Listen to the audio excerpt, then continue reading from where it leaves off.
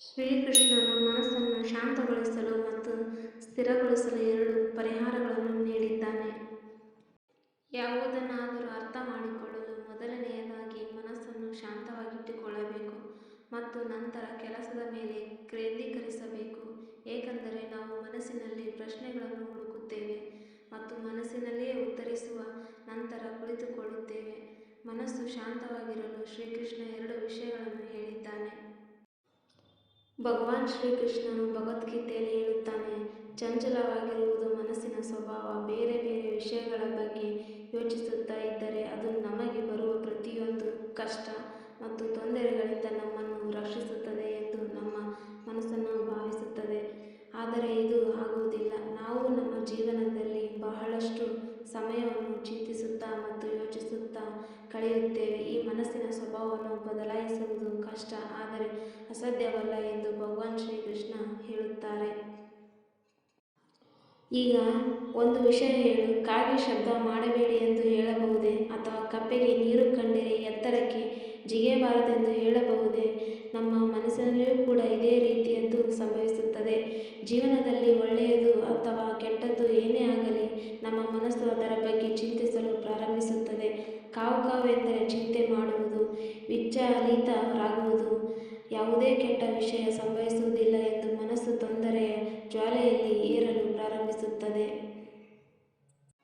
ನಮ್ಮಲ್ಲಿ ಅನೇಕರು ತೊಂದರೆಗೆ ಒಳಗಾಗಲು ಬದುಕುತ್ತಾರೆ ಎಂದು ಕೆಲವೊಮ್ಮೆ ನನಗೆ ಅನಿಸುತ್ತದೆ. ಎಲ್ಲ ಸಮಸ್ಯೆಗಳು, ನೋವು, ಸಂದಿಗ್ಧತೆಗಳು ಸಾಮಾನ್ಯವಾಗಿ ನಮ್ಮ ಮನಸ್ಸಿನಲ್ಲಿ ರಚಿಸಲ್ಪಟ್ಟ ಕಥೆಗಳು. ಭಗವಾನ್ ಶ್ರೀಕೃಷ್ಣನು ನಮ್ಮ ಮನಸ್ಸನ್ನು ಶಾಂತಗೊಳಿಸಲು ಮತ್ತು ಸ್ಥಿರಗೊಳಿಸಲು 2 ಮಾರ್ಗಗಳನ್ನು ನೀಡುತ್ತಾನೆ.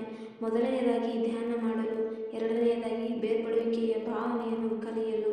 ಈಗ ಧ್ಯಾನ ಎಂಬ ಪದವನ್ನು ಕೇಳಿದಾಗ ನಿಮ್ಮಲ್ಲಿ ಹಲವು ಕಣ್ಣು ಮುಚ್ಚಿ ಉಸಿರಾಡಲು ಮತ್ತು ಹೊರಗೆ ಬಿಡಲು ಸಾಧ್ಯವಿಲ್ಲ ಎಂದು ಹೇಳುತ್ತಾರೆ. ಇಲ್ಲಿಯೇ ನಾವೆಲ್ಲರೂ ತಪ್ಪುಗಳನ್ನು ಮಾಡುತ್ತೇವೆ. ಧ್ಯಾನ ಎಂದರೆ ಕಣ್ಣು ಮುಚ್ಚಿ ಕುಳಿತುಕೊಳ್ಳುವುದು ಎಂದಲ್ಲ. ಧ್ಯಾನ ಎಂದರೆ ನಿಮ್ಮ ಸಂಪೂರ್ಣ ಗಮನವನ್ನು ಯಾವುದನ್ನಾದರೂ ನೀಡುವುದು ಮತ್ತು ಅದನ್ನು ಬಿಡದಿರುವುದು. ನೀವು ರೊಟ್ಟಿ ಮಾಡುತ್ತಿದ್ದರೆ ಅದರ ಮೇಲೆ ಮಾತ್ರ ಗಮನ ಹರಿಸಿ. ನೀವು ಚಿತ್ರವನ್ನು ವೀಕ್ಷಿಸುತ್ತಿದ್ದರೆ ಚಿತ್ರದ ಮೇಲೆ ಸಂಪೂರ್ಣವಾಗಿ ಕೇಂದ್ರೀಕರಿಸಿ. ಚಿತ್ರಗಳನ್ನು ನೋಡುವುದರಿಂದ ನೀವು ಎಷ್ಟು ಸಮಯವನ್ನು ವ್ಯರ್ಥ ಮಾಡುತ್ತಿದ್ದೀರಿ ಎಂದು ಯೋಚಿಸಬೇಡಿ.